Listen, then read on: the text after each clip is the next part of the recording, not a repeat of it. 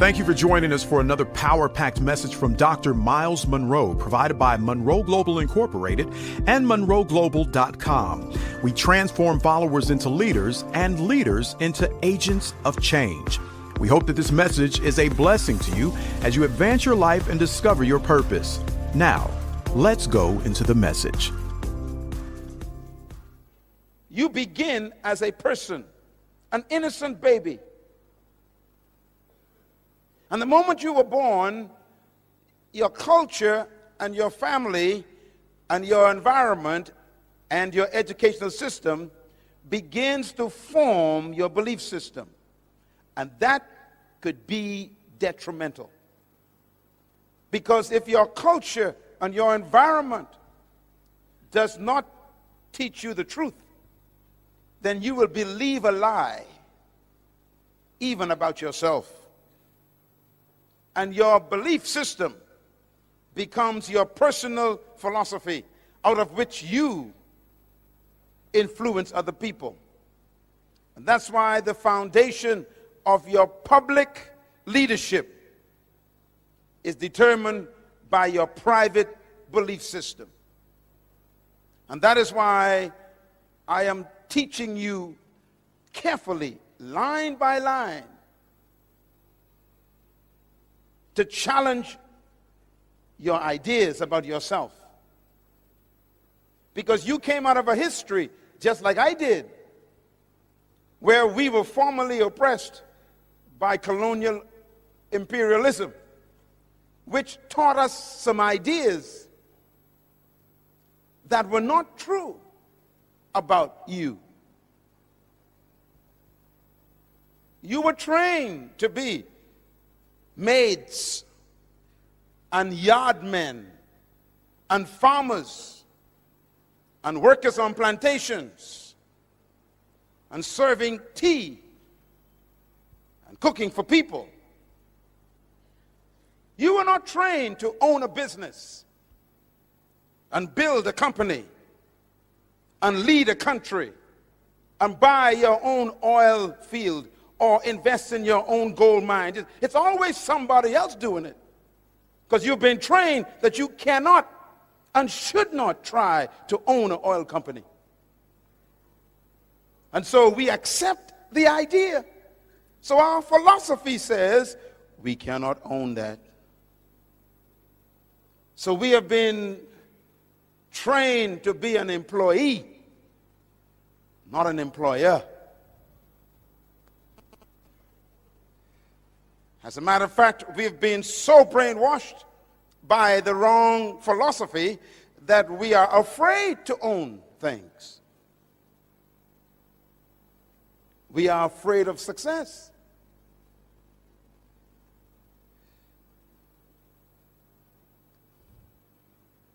Even the religion we were taught reinforced our lack of self-belief. You know what you were taught for the last 100 years in religion. Your doctrine came from another country. Your belief system was imported by people who owned your forefathers. And they taught us songs to sing, didn't they? Songs like, I got a shoe, you got a shoe. All of God's people got a shoe. When I get to heaven, I'll put on my shoe. I'll walk all over God's heaven. Interesting song. So the enslaved, oppressed person sang that song. And they sang it to the master, the oppressor. They said to the master, I got a shoe and you got a shoe. Both of us are God's people. We got shoes. You wear yours now, I'll wear mine in heaven. That's a dumb song. But we sang that in churches and believed it. And even had the spirit on it. I got a shoe. That's a dumb song. What you're telling the master is, you prosper now, I'll stay poor now, I'll be rich later.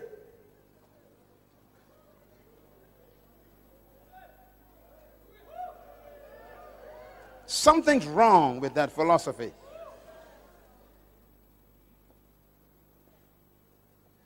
And so they make us afraid of prosperity. They say things like, you don't want to prosper, you might forget God. So stay poor and you'll stay humble before the Lord. Philosophy.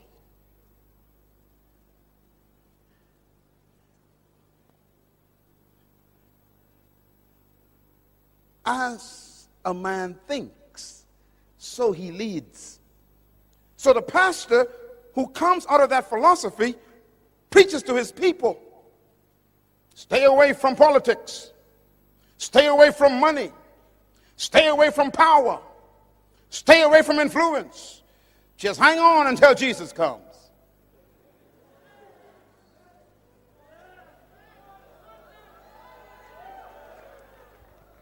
And that is what we preach. We actually preach to our people that they should not be leaders. And they should not own. And they should not have influence. And that's why the Creator sent me to talk to my cousin. You are a ruler. You are a owner. You are an employer. You can run any business.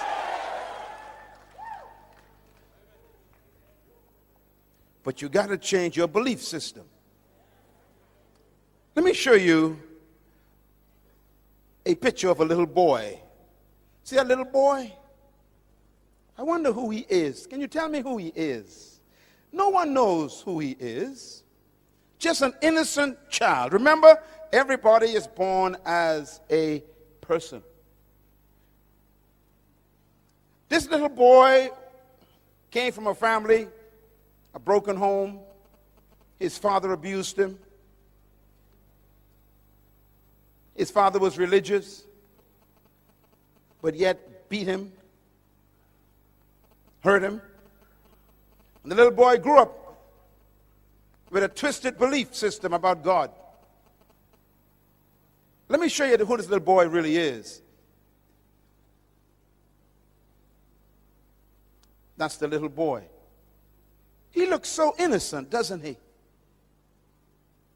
But the boy is really that man. That man was trapped in that boy. His name is Adolf Hitler. His philosophy was very serious because he believed in an idea that he picked up from the Romans.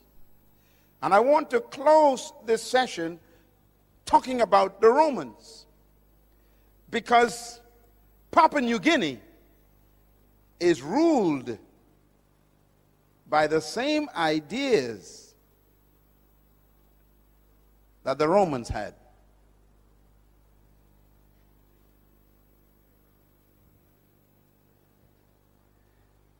Hitler believed that he was born and chosen by God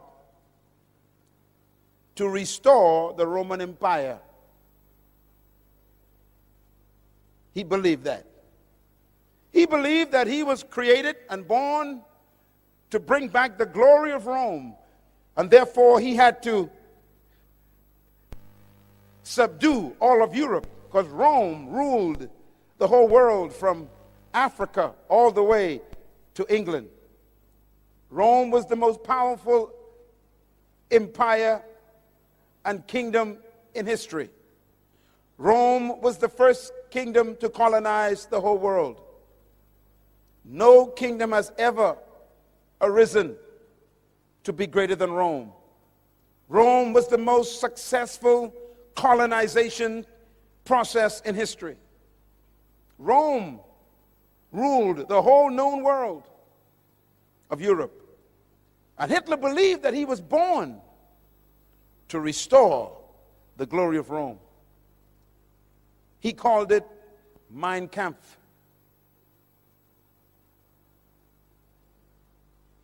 Where did the Romans get their ideas from? And this is important to think about leadership. The Romans conquered the Greeks. The Greeks were the ones who invented the philosophy of leadership that control our world today. Please listen to me carefully. Because Jesus was born under the Roman Empire in a Roman colony controlled by Greek ideas. So don't miss this. The Greeks were the most influential philosophers in modern history. The Greeks were the ones who invented the ideas that control the world right now. As a matter of fact, the Roman Empire adopted the Greek philosophy when they invaded Greece. The Romans were so powerful that they conquered Greece and destroyed the Greek Empire, but they did not destroy the Greek libraries. The Romans are smart people. They took the Greek libraries and they adopted the Greek ideas and philosophy of leadership. And so the Romans became Greeks in thinking, but Romans in military power. I want to give you quickly why this is important to you in Papua New Guinea. Because Papua New Guinea is a product of the Romans. And Papua New Guinea was ruled by Greek ideas. And that's why we are having difficulty right now with the mentality of the Papua New Guinea people. So you have to listen carefully what I'm going to say. I'm going to talk about your future and your past. The Greeks believed certain things about humanity and about leadership. The Romans adopted them, and the Europeans used them, and they colonized Papua New Guinea. And they used the same ideas of the Greeks to control Papua New Guinea. Papua New Guinea is a very young country. You are still battling with Greek ideas. I'm going to prove it to you. Because every colonization process carried the Greek idea and subdued the people. What did the Greeks believe that's important to you? Write them down. Number one, the Greeks believed that leadership was a product of natural endowment. Very important words. The Greeks believed that leadership was a product of natural endowment. What does this mean? Some of you know about the Greek philosophers who changed the history of the world. Let me give you a few of their names. Plato, very powerful Greek thinker. Aristotle, very powerful Greek philosopher. Socrates, a very powerful Greek thinker. These are the kinds of thinkers who gave their ideas that control the world today. I always tell people that the world is ruled by dead men. Our countries today, including Papua New Guinea, is ruled by dead men. How?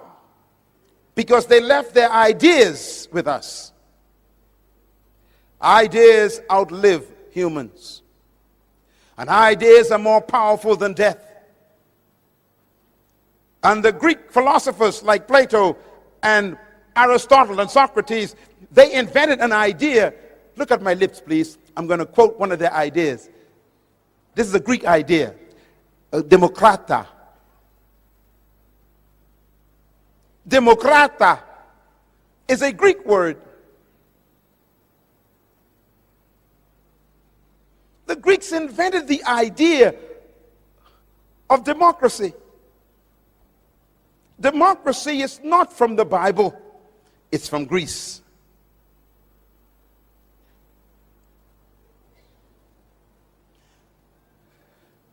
The Greeks developed the idea of what they call politis. Politis is a Greek word. It means chief citizen. Politis. It's where we get our word politician from. It's a Greek idea. What's a politician? A politician, the Greek says, is a person that the people give their authority to and make them chief citizens over them. It's a Greek idea.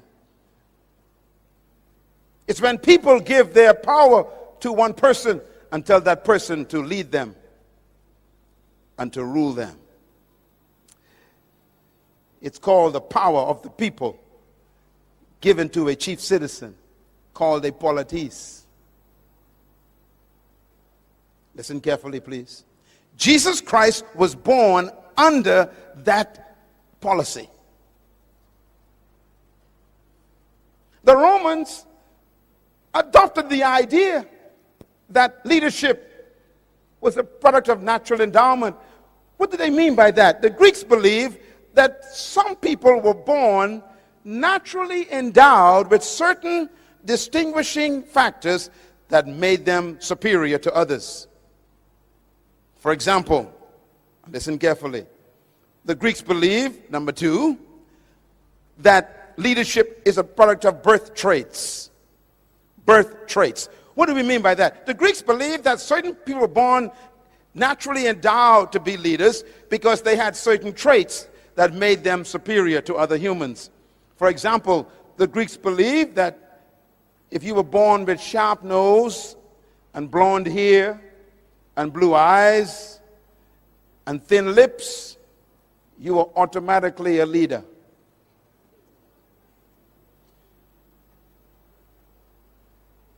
You can read this on the internet if you want to. It's all there. The Greeks believed that if you were born with fair skin, that means if your skin was light, fair, and you had sharp nose and blue eyes, and your hair was yellow or blonde, you were naturally a leader. You were chosen by the gods to be a leader. Now you know if that's true, there's no hope for me. I got a big nose. My eyes are brown. My skin is dark. And my hair ain't blonde.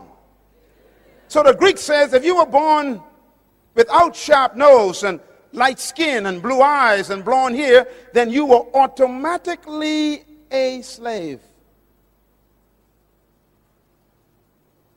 The Greeks believed that. The Romans adopted it. And so there's no hope for you being a leader. You got the wrong skin, the wrong nose, the wrong eyes, and the wrong hair. Follow me? The Greeks also believed that leadership was a product of providence. Very important word, providence. Providence is referring to the gods. The Greeks believed in many different gods. And the Greeks believed that if the gods chose you to be a leader, then you were automatically superior to everyone else. If the gods did not choose you to be a leader, then you were automatically a slave and a follower for the rest of your life. In other words, the gods choose leaders. Well, think about it. So if you were born with dark skin and brown eyes and a big nose and thick lips, then the gods chose you to be a slave. That's what they taught. That's what they believed. That was their philosophy. The Romans adopted that philosophy. Let me give you one more the Greeks believed. The Greeks also believed that leadership is a product of charismatic personality. The word charismatic is a Greek word. It's the word charisma. Do you know what it means? It means gifts of the gods. Charisma, gifts of the gods. Charisma means the gifts that the God gave a person, which means they were very confident and they were very extroverted and they had a light personality and they were talkative and they were communicative and they had extroverted attitudes. They were exuberant. The Greeks say that was the gifts of the gods. So if you were quiet and timid and not extroverted, then the Greek says you are a slave. And this is why when the Romans conquered the Greeks and adopted this idea, they told the slaves, you must be seen but not heard. And I only supposed to see you when I need you, and you never speak.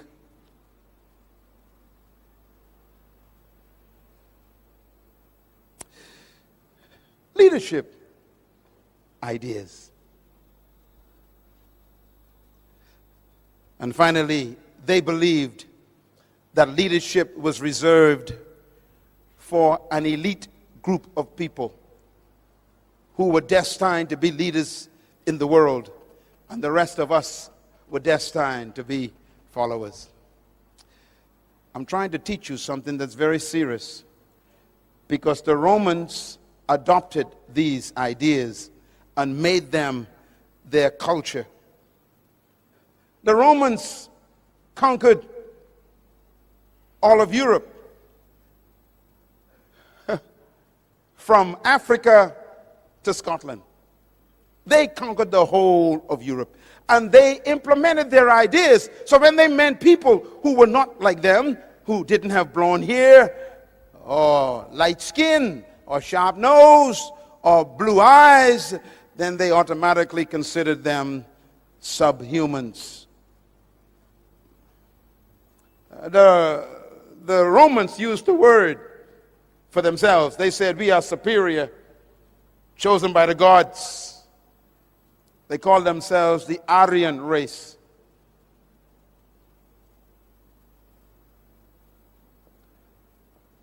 Now I'm going to give you the most important information today. Here it is.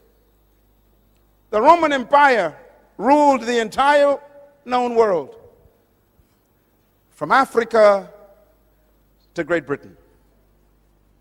The most powerful kingdom on earth under Caesar. They believed that they were chosen by the gods to rule the world. They believed they were handpicked by the gods with certain traits to dominate the world. They believed that they were superior to all other races. And that was in the Roman mentality. Do you know how Rome was defeated? No one could defeat Rome. It was the most powerful empire in history. It had the most powerful army in history. No country could defeat Rome militarily. It was so powerful that when Rome showed up, everybody bowed. And that's why you hear the statement, when in Rome, you do as the Romans do. Wherever they went, they colonized the whole world. And Jesus Christ was born right in the middle of the Roman Empire. He was born in an empire which believed that he was automatically a slave.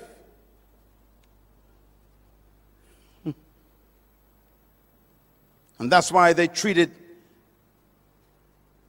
the Jewish people through whom he came as dogs.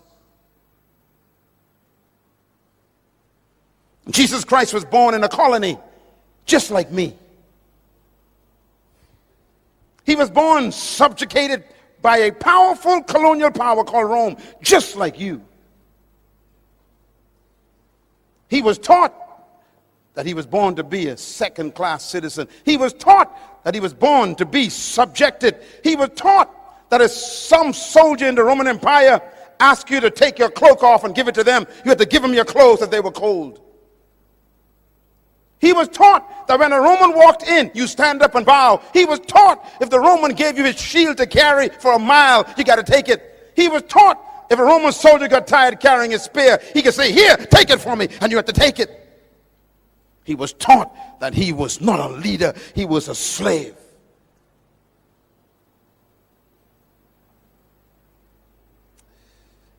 He was born in a colony, just like you, just like me. Listen carefully.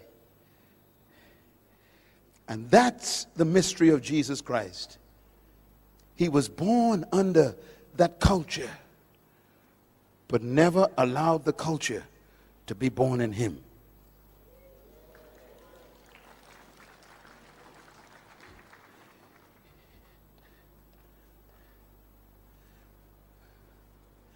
Let me explain Papua New Guinea. When the Roman Empire was defeated, it was not defeated by an army. It was defeated by what destroys most countries. The Roman Empire was destroyed by immorality. As a matter of fact, history teaches that the Roman Empire was destroyed by the loins of their leaders. Your loins are right here. Their sexual life destroyed them. They died from the inside. They decayed from immorality. 14 Caesars, 12 were homosexuals. They slept with boys, not women. They fell in love with their lust to the point where they became so immoral that they began to have men marrying men. It's as old as 2,000 years ago. They were destroyed by their lusts of the flesh. When a country begins to embrace immorality, their demise is on the way. When a country begins to sanction immoral acts that God condemned, don't worry about that country. They are dying. No matter how powerful your guns and military weapons are, if your morality becomes a cancer, your weapons become useless. And Rome died in the bedroom. And so the Roman Empire fell apart. It broke up through strife. Look at me, please. This is important. When the Roman Empire fell apart, it broke up into small little kingdoms. It used to be one kingdom, but now it became many kingdoms. Let me name some of the kingdoms that the Roman Empire became. There was a kingdom called Franco. We call it France today. That was a Roman kingdom. The second kingdom was Spanian. We call it Spain today. It's a Roman kingdom. Another kingdom was called Portugal. We call it Portugal today. It was a Roman kingdom. Another kingdom that came from the Roman Empire was Anglo-Britannia. Anglo-Britannia. Great Britain is a Roman kingdom.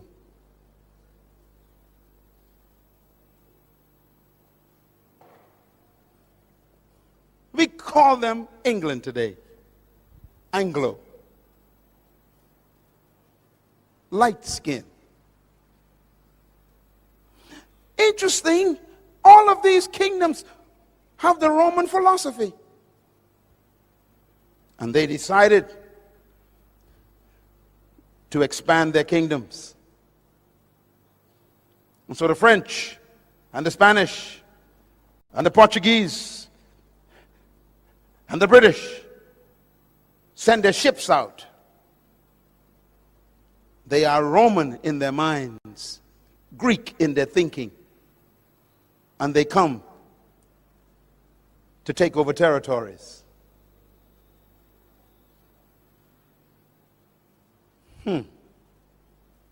So they began to invade islands and continents. They came to the Caribbean. They came to Africa. They came to Central America. They went out to South America. And then they came to the Pacific. And they brought with them their philosophy. What's their philosophy? Greek. What does the Greek teach? They are superior, you are inferior. Your nose is big. Your skin is dark. Your hair is not blonde, and your eyes ain't blue, and your lips are thick. You are, the gods gave you to me to be my slave. So why educate a slave? Why give a slave nice clothes? Why give a slave a property? Why give a slave authority? Why give a slave money? Why give a slave a future? Philosophy.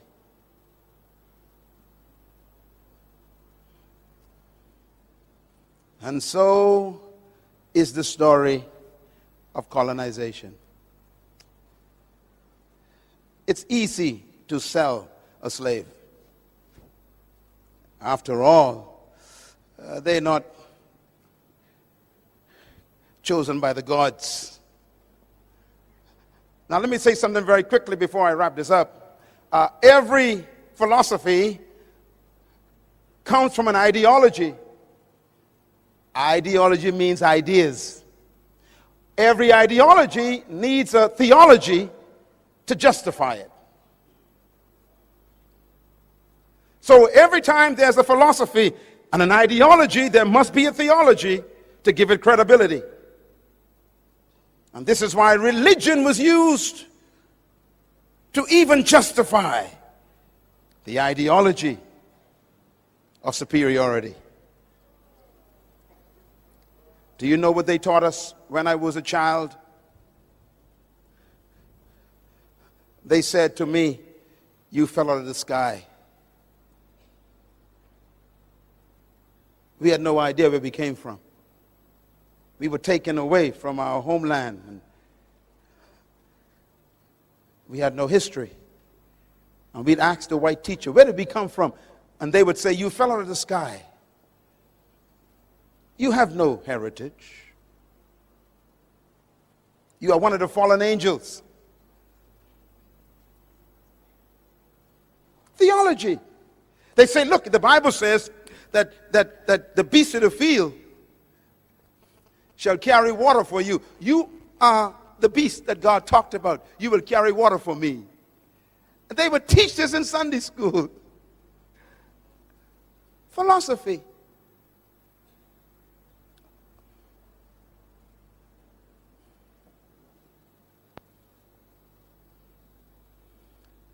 And here we are now, still under Democrat. 200 years of conviction that you are not equal to others. 200 years of miseducation that you cannot think sophisticatedly. 200 years of believing that others with certain traits are much more superior and more intelligent and better than you. Philosophy. And so they say, you must be quiet.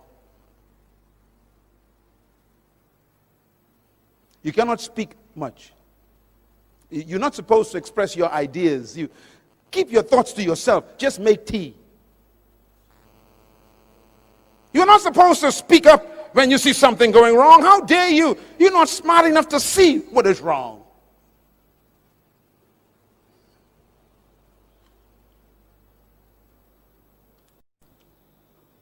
leadership problems. Here's the biggest one. Since you were chosen by the gods to be followers, why waste my time on you, training you to be leaders?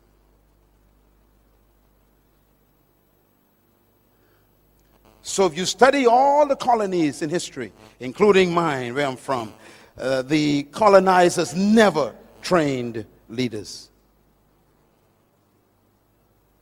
And what's amazing is when they finally abandon and leave you, they expect you to fail. And that's why they leave. They always say, well, of course, there are more of you than us, so we're going to get out of here in case you kill us. But we know you can't lead anyhow, so your country will fail. So they expect you to fail. Well, I don't understand that, because if you didn't train me, how can I succeed? And when you do fail, then they blame you and say, see, I told you, you ain't intelligent enough to succeed. They forget that my failure is proof of their failure.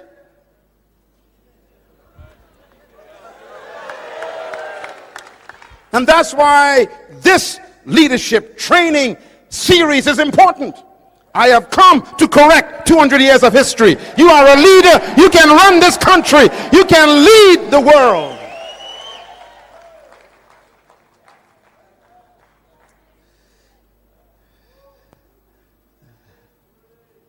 Take a deep breath.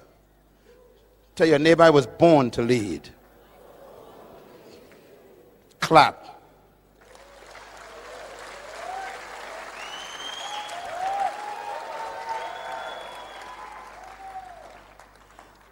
I want to show you this before we go, because it's so important. All the world leaders, if you study them, they're all battling with these issues. And by the way, in one of my books, I did research on what happens to a people who have been oppressed for over 100 years. And I discovered that they all have the same problems. I used a case study of the children of Israel in Egypt. They were oppressed for 430 years. And when they finally came out of Egypt, they couldn't get Egypt out of them. And as soon as they got independence, or should I say deliverance from Egypt, under Moses was their leader, and even Moses had psychological problems. Remember, he was born in Egypt.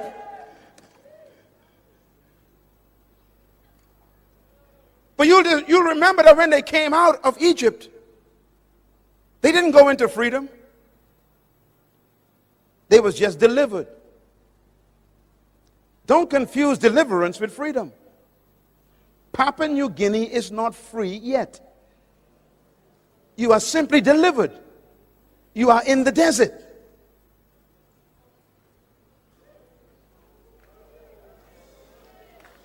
And why does God take you to the desert? Because He doesn't want you to go into the promised land with Egypt in your mind. So He keeps you in the desert to try and change your mentality to think like a free person. Don't ever confuse independence with freedom. Independence is an opportunity to become free. It is not freedom.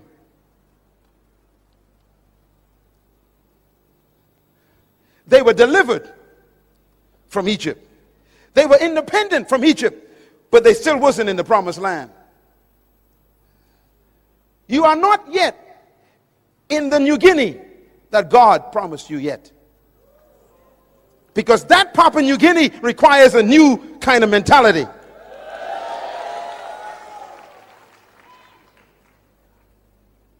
One day, my wife and I went to Egypt to visit.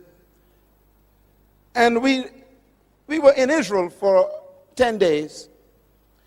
And we caught our flight from Israel to Egypt.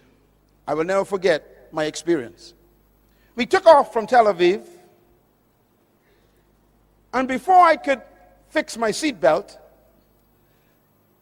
the announcement came over the PA system. Please prepare for landing.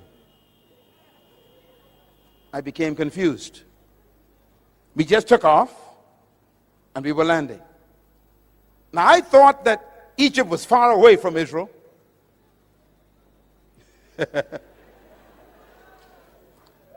And so I became confused. I said to the flight attendant, I said, excuse me, ma'am, is there a problem? She said, why? I said, why are we landing? She said, we are about to enter Cairo, Egypt. I said, but we just took off from Israel. She said, yes, sir. I said, but we didn't fly. She said, I know. I said, we're landing. She said, yes, we're landing. I said, wait a minute. It's only been 20 minutes. She says, yes. I said, wait a minute, lady. I was in Israel. That's Canaan, the promised land. And in 20 minutes, I'm in Egypt. She said, yes. I became confused. I started calculating. Let's see. 40 years.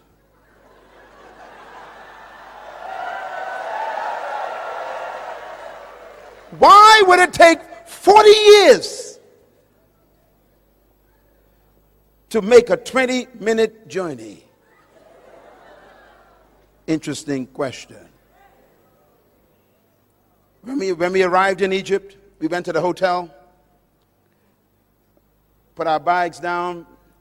Our guide came later that day to take us to see the pyramids and go to El-Aqsa and all the places of Egypt to see all the pharaohs, you know, the history and everything. And we went to the pyramids and everything, and it's beautiful. And we felt like we've entered the Old Testament, because that's where the Old Testament, really, most of it took place. And I said to my guide, when we were driving, I said, sir, how far away are we from Israel? He said, depends on how you get there. I said, okay, if I drove in a car, how long would it take? He said, it'll take about 7 hours. I said, what if I walk from Egypt to Israel? He said, it'll take 40 days. I said, what about the aircraft? He said, 20 minutes. I began to calculate. I said, wait a minute. If I drove in a car on a bus, it's 7 hours. If I walked, it's 40 days. If I flew, it's 20 minutes. I went back to my hotel room, confused. I picked up my Bible because I had to go and find out what happened. And the Bible says, and they left Egypt, headed toward the promised land. But God did not take them directly there. I'm quoting the Bible. Because they were afraid in their minds. So he led them the long way around to get Egypt out of their minds. Now here's my mystery. This is Egypt. This is the promised land. And it's only 40 days walk. Why would it take 40 years? And I was confused. That means he kept them going around in circles for 40 years. Do you know why? Because they kept telling Moses, we want to go back. At least we knew where onions came from. We knew where garlic. There were pots of food in Egypt. Let's go back to the British way. It's too hard to run your own country. It's too difficult to take responsibility for your own future. Take us back to a place where other people ran our lives. We didn't have to think. Take us back where they provided peanut butter and cheese.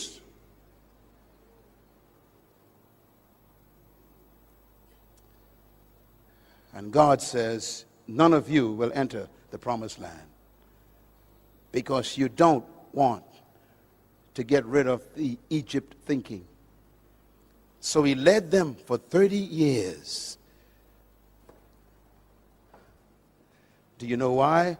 Because 40 years is a generation. That means he kept them going in circles until he got what they were carrying. They were carrying the next generation. Joshua was not born in Egypt. He was born in the wilderness. Caleb was not born in Egypt. He was born in the wilderness. There are some people in this room who cannot make it to the promised land of the new Papua New Guinea. Why? They still want to go back. I'm not talking to you. I'm talking to the one right behind you.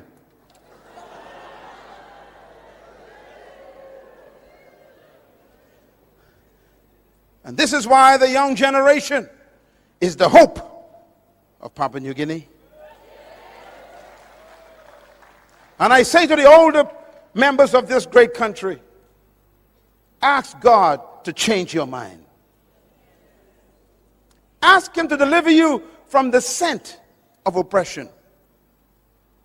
Ask him to give you a miracle, not in your body, but in your mind. Because their mind kept them out of the promised land. It's amazing. God healed their body, but never took them to the promised land. He fed them food, but never took them to the promised land. He kept their clothes for 40 years, but never took them to the promised land. In other words, God will preserve you until he gets what you want from you, and then he'll kill you. If you don't want to change your mentality, he'll bury you in the desert.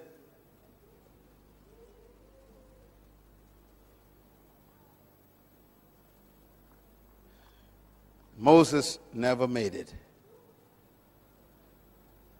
Not even Moses made it. How close are you to the true Papua New Guinea? Can you see it? You know, 2 hours ago, I was sitting with your Prime Minister. We spent almost an hour together today. And I asked him a question 3 times. Same question. I said, Mr. Prime Minister, what is your vision for Papua New Guinea? What do you see as the new Papua New Guinea?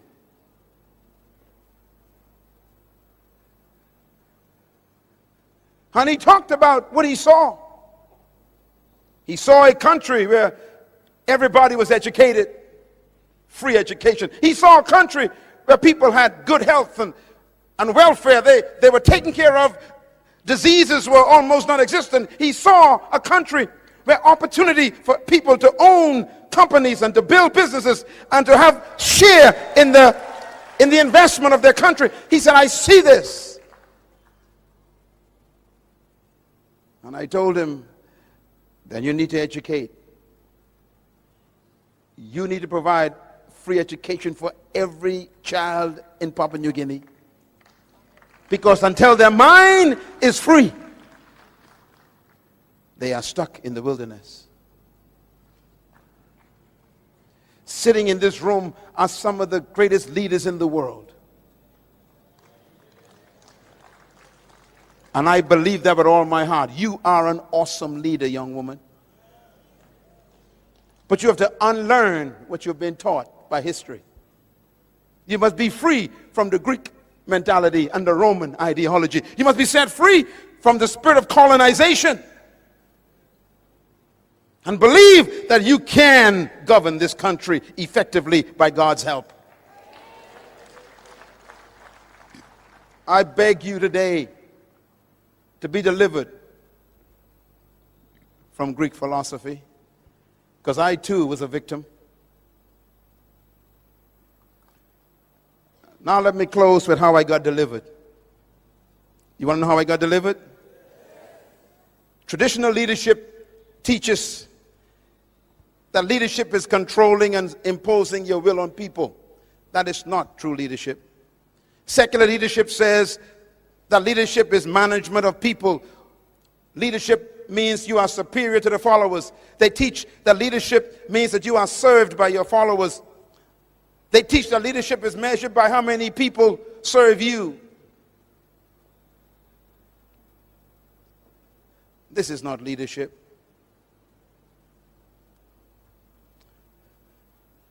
Please go back and invest in those books, because until you get mentally free, you'll never make it to the new Papua New Guinea. The promised land is a beautiful one. I'm afraid for this country. This country has so much wealth in it now that we need true leaders to govern it. And that's why you're here today. Maybe God is preparing you to go into political life, to govern this country in the fear of God, intellectually stimulated by the truth about yourself, where you do not harm people for your own private ambition. Here's my philosophy of leadership. It's opposite to the Romans. Number one, I believe that trapped in every follower is a hidden leader. Number two, I believe that every human being was created to lead and designed to dominate. Number three, I believe leadership potential resides in every human being. Number four, I believe that you were born to lead, but you must become, through a process, a leader. And number five, I believe that true leadership is not doing things, but manifesting yourself. I believe with all my heart that the purpose for true leadership is not to maintain followers, but to produce other leaders. I believe these things as my philosophy. And that is why I travel around the world to come here to wake up the sleeping leader on the inside of you. My philosophy helps me set people free, not oppress people. My philosophy helps me believe in your equality, not your inferiority. Where did I get my philosophy from? I got it from the one who created all humanity. And here's the bottom line. Genesis chapter 1, verse 26. It says, and God said, let us make man. How? In our own image and in our likeness. Why?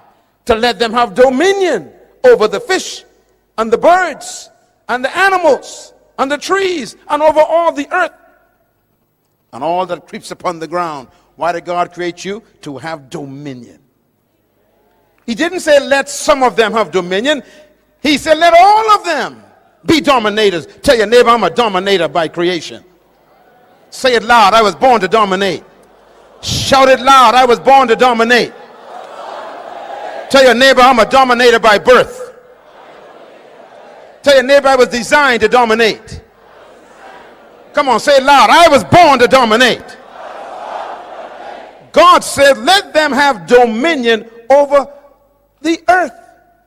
So the purpose for your creation is dominion. And therefore, dominion is the most important word to you. Verse 27 says, so God created man in his own image. Watch this.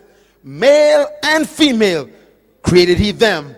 And God blessed them and said unto them, have dominion. That means male and female are equal before God, and they are both dominators. Clap your hands anyhow.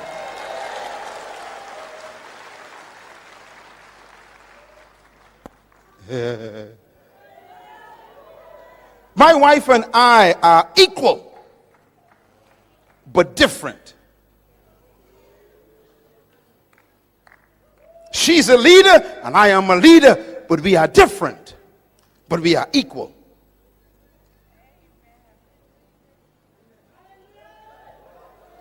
Male and female created he them.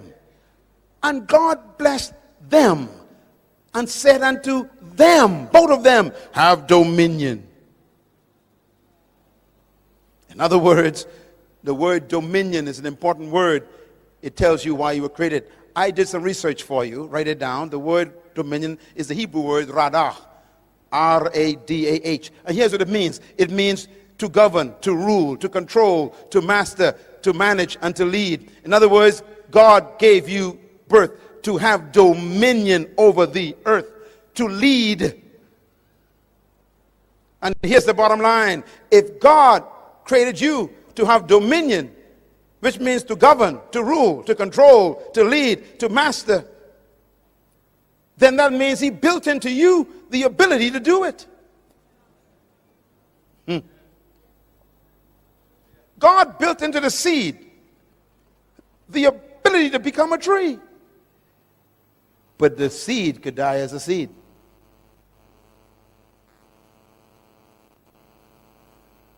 Because it's in the wrong environment.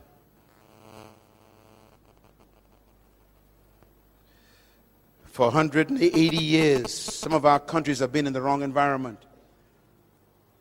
We've been fed Greek ideas.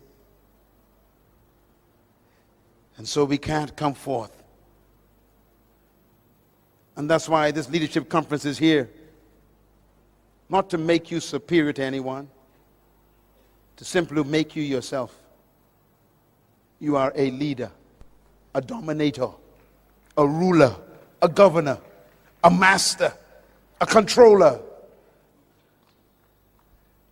Ladies and gentlemen, let me put it this way. He said, let them, which means male and female, every human being is a leader trapped on the inside. And here is the mystery of how it works. When I first met this beautiful lady, when I first saw her rather, Mother Teresa, before she died, what a woman. She was 4 feet 5 inches high.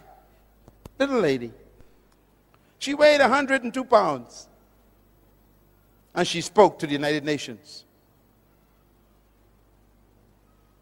She was a nun. What made her so powerful? She discovered her gift. She discovered her purpose, her passion.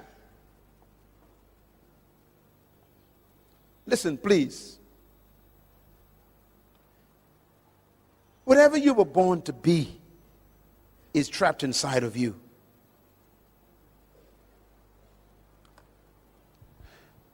If you notice what God did, God didn't just give you dominion. He specified what you should dominate. He said, have dominion over fish, birds, cattle, plants, and things that crawl on the ground. That means the only things you're supposed to dominate are fish. Check your neighbor, see if they have any fins. Come on, look around. Any fins? Any scales? Birds. Check your neighbor. Any feathers? Any beaks? Look around. Plants. Check your neighbor. Any leaves? Any roots coming out of their shoes? Things that crawl. Check your neighbor. Do they crawl on the ground on all fours? No. Then the only creature on earth that you are not commanded to dominate is another human.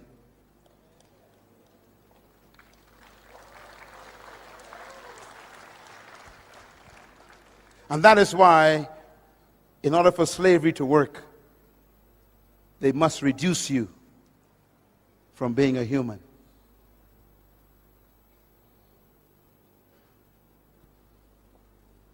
And so they call you subhumans.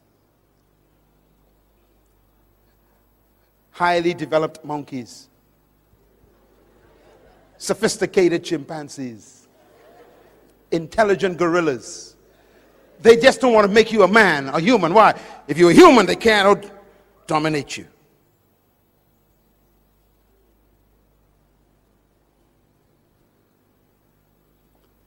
So any attempt to control, master, rule, or dominate another human is completely ungodly. That includes even a pastor trying to dominate his members.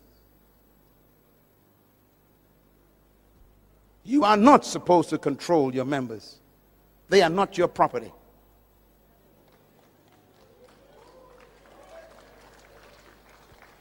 You are not to control and own anyone in your company.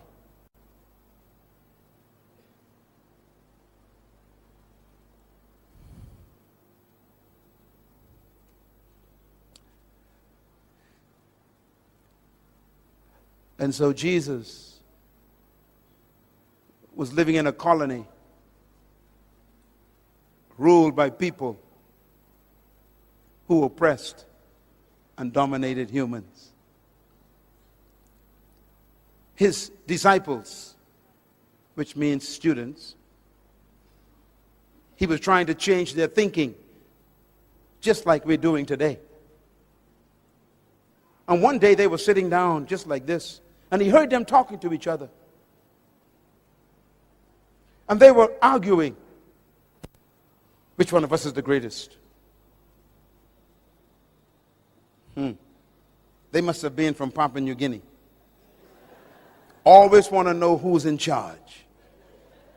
In my dreams, I'm always with you. Blue dreams, like a gentle lullaby. In your gaze, I see the endless sky.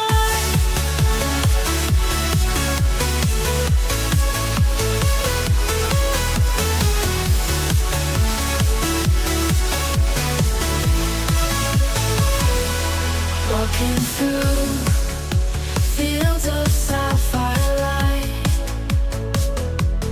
Every moment with you feels so right.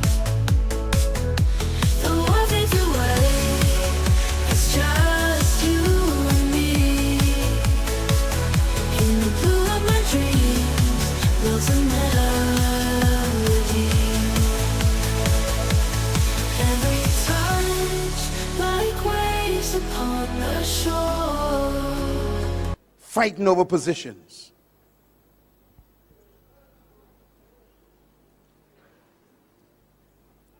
And he said to them, "What are you discussing?" He heard them, and they were so embarrassed. He said, "Are you asking who's the greatest among you?" And the Bible says he called a little child. He says, "Come, baby." And he put a child in the middle of them. He said, "The greatest among you is like a child.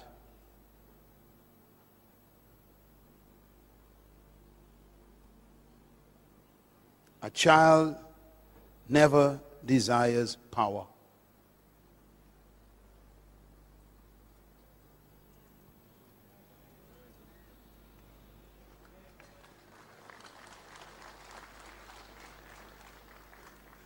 Two days later, he was sitting, having a meal, and two of his disciples came to him again, and they said, Mom, go and ask him if both of us could become deputy prime ministers when he become king of his kingdom. Forget the other 10. Make sure look out for ourselves, Mom." He listened to a woman. And their mother went to Jesus and said, "Sir, good master, will you make sure that my two boys sit on your right and your left when you come into your kingdom?" And Jesus was shocked. And he said, "Woman, first of all, you don't know what you're asking. You can't ask for leadership positions.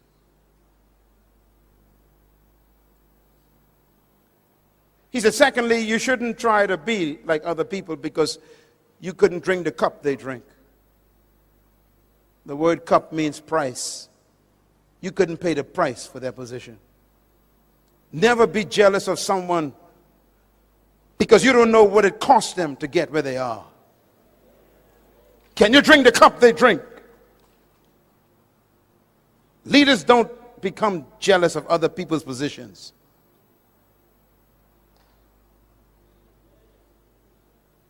And then he said these words: to sit on my right and my left is not mine to give. These places belong to those for whom they have been determined by my Father.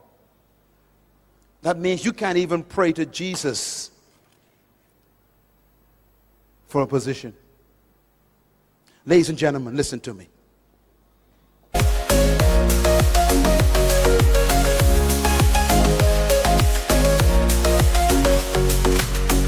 Shades of twilight, dawn's first light. Echoes of days that felt so right.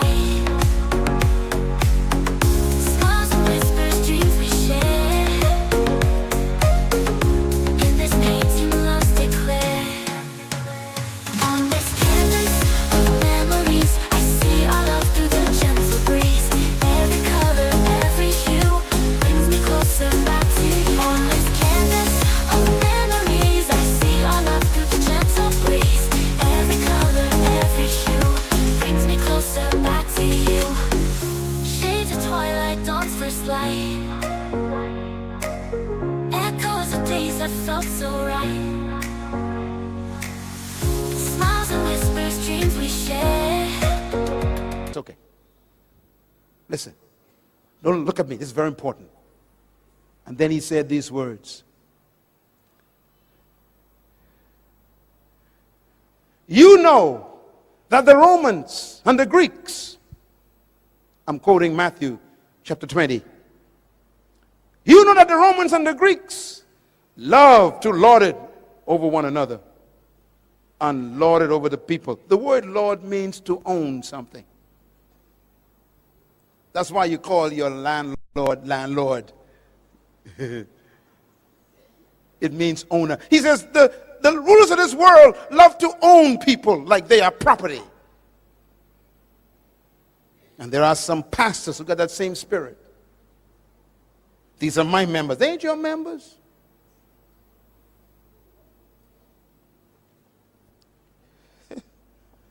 The Apostle Peter says, pastors, do not lord it over God's flock. The same word Jesus used for the Romans.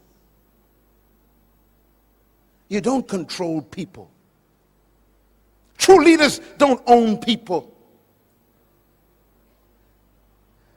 They set people free to become great.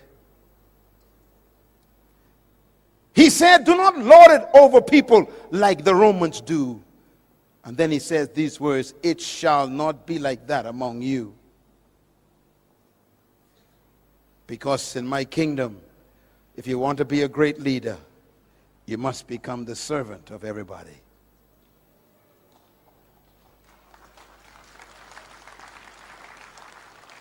And that means true leaders serve their gift to everybody. It doesn't mean to become a subservient. It means to serve yourself to your generation, to give your gift to humanity. I'm doing that right now. This is my gift. My gift is training third world leaders. This is my gift. What is your gift? Because your gift is your area of leadership. And that's why great leaders never seek followers.